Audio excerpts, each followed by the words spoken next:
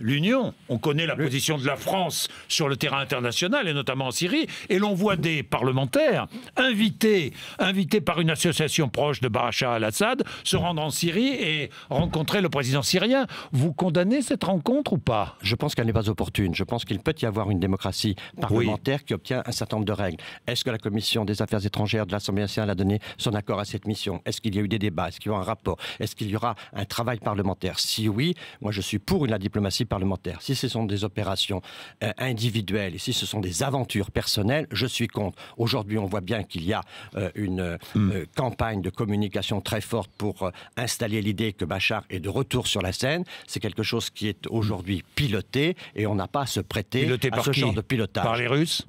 Pas forcément. Les Russes dans cette affaire. Par Assad lui-même? Par l'Iran? Par Assad, évidemment. Assad, évidemment, veut montrer qu'il est en train de gagner la guerre. C'est ça, sa communication. Et donc, nous, il reprend Palmyre. Notre question... Après s'être retiré de Palmyre un peu vite, mais il reprend Palmyre. Notre question aujourd'hui, c'est comment et quand dialoguons-nous sérieusement avec les Russes? Là est la question. On ne peut pas laisser les Russes aujourd'hui sans un dialogue approfondi, notamment avec la France. On ne peut pas laisser monsieur... Ce sont les Russes qui sont les maîtres du terrain aujourd'hui? Ce sont les Russes qui, pour Bachar, sont les meilleurs alliés. Sont les meilleurs alliés de Bachar. De Bachar. Et donc, avec le Hezbollah, il est clair. Qui est en pointe sur le terrain. Le Hezbollah soutenu par l'Iran. Et il est clair que dans cette affaire, qui est une affaire extrêmement compliquée, il y a beaucoup d'arrière-pensées. On sait très bien que l'Iran pense à l'Arabie Saoudite, que l'Arabie Saoudite pense à l'Iran, que la Turquie pense à la Russie, que la Russie pense, elle, à soutenir Bachar, que les Turcs sont plus obsédés par la question kurde que par la question de Daesh. Donc on voit bien qu'il y a une foule d'ambiguïtés. Donc...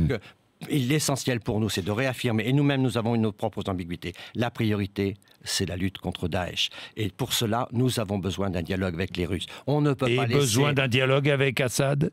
Besoin de rétablir des relations diplomatiques avec Assad, avec la Syrie? Nous avons besoin, aujourd'hui, avec les Russes notamment, de nous appuyer en partie sur ce qu'il reste de l'État syrien. Mais il est clair que le départ d'Assad doit faire partie, selon un calendrier à définir, de la solution politique.